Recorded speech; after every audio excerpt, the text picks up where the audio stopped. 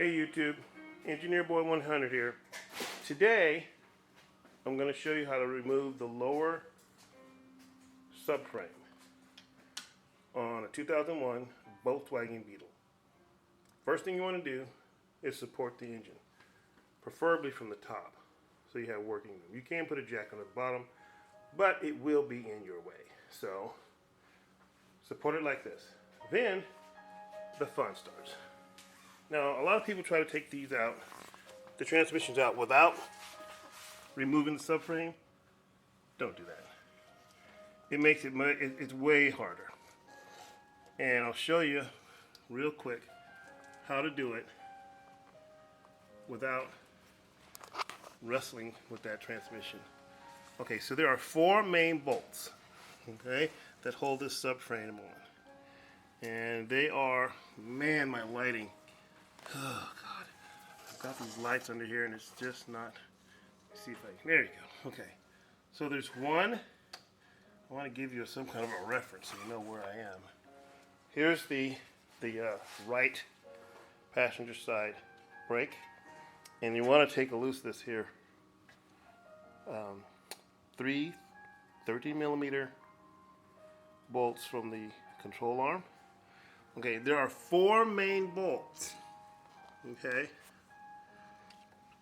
one is here, and these are 21mm. So there's one right here, and then there's one up in here. See if you can see in here. Oh man, this is not going the way I planned. Sorry guys, but the light, I just can't get the light to up underneath this car, and now it's all blurry. Oh God, I'm gonna get thumbs downs for this. I don't want thumbs downs. All right, hold on, let me see here. Come on. You focus. Focus. Oh God, are you kidding me? Maybe if I. Okay, now we're coming in from the right side. This is the brake disc. And we're going to go down. I'm going to show you, so you can get an orientation of where these bolts are located.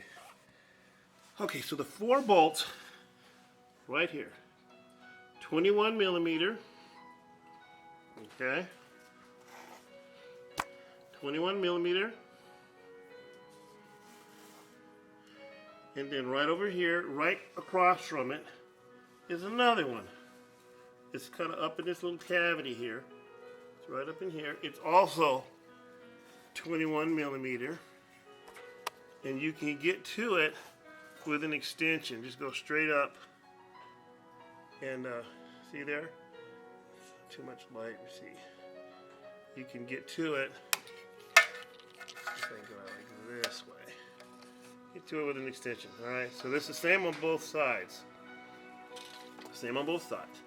Now, the other thing you need to do is take the mount to the subframe of this exhaust pipe. This is an exhaust pipe mount here that takes 2 13mm bolts, okay, right here on top, and it mounts to this subframe.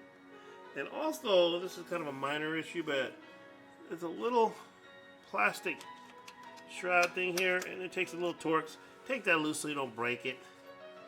Okay, and that's going to be your main 4 bolts. Now, you also have to take the loose 4. Here's 2 on this side, and there's 2 on the other side. I already took them out, but they're 4 13mm bolts that hold your power steering, your rack and pinion steering system. Okay, take those out. And the last piece is the control arm here. There's 3 13mm bolts. 13mm is popular in this part. There's 3 13mm bolts that hold this end, the outside end of the control arm. Once you do that, you can take this lower subframe off. Now it's heavy as hell, so make sure you have either some help, a jack, or both.